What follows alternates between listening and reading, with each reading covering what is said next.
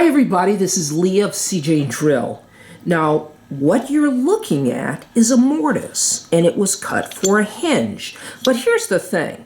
Sometimes a hinge location has got to change. Maybe it's a used door and the hinges don't quite line up with the existing jamb, or sometimes you just make a bad cut, and well, face it, we're not going to throw away the door, right?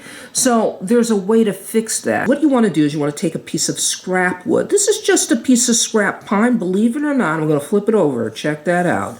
It's a stir stick, right? And that's perfect for a repair like this. Now what you want to do is you want to cut it so it fits real snugly in that mortise joint. Okay? Just like that. That's a nice snug fit.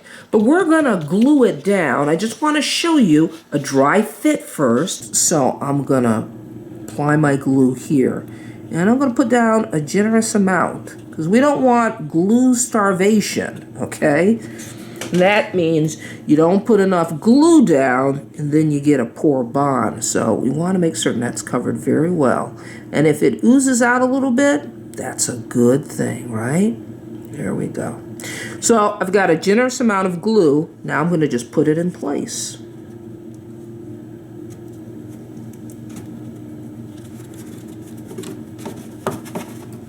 There we go. Now that's firmly in place, but I just want to make certain that it's seated very well.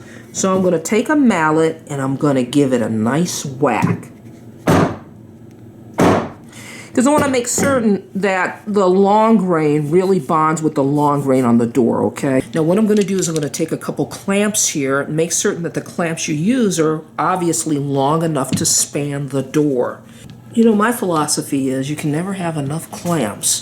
That's why when I go to garage sales, I always look for clamps because you always need more than what you have.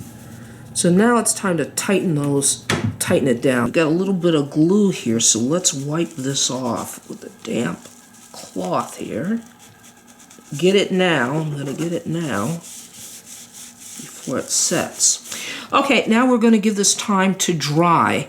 I'll let this dry for a few hours, and then I'm going to come back and we'll finish it. Now that our glue is dry, I can remove these clamps. Okay, so this is the plane we're going to use. This is called a low-angle block plane. Now, if all you have is a larger jack plane, don't worry about it. I'm using a block plane because, well, the area that we're planing down is rather small. Now, let me pull this away, okay? What you'll notice here is you'll notice that that's really protruding out quite a bit. That's really proud. And I did that intentionally because I want you to be able to see what I'm doing. If it was just a sliver of wood just barely above the door, maybe you wouldn't be able to see. Now, if you have to do this yourself at home, you don't need a big thick piece of wood. The thinner it is, the better off you'll be, the less you'll have to plane away. But keep in mind, it does have to stand a little proud of the door. Now what I'm going to do is I'm going to start planing this away, but make certain your door is up against something that's going to give it some stability, okay? Now it's going to take a few passes.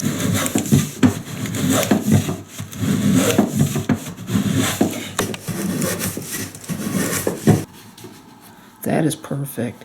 That's nice and flush. Now I have to get the other side. Okay, so we're nice and smooth across, nice and flush on both sides on the back, but see we got this front side here.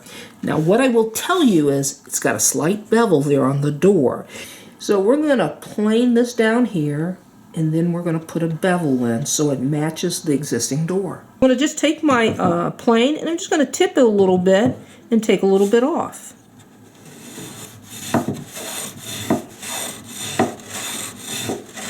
So we're all done with our repair. That was pretty quick and easy. Now all we have to do is take our hinge, create our new mortise for it, and then hang that door. This is Leah saying you can do this. See you next time.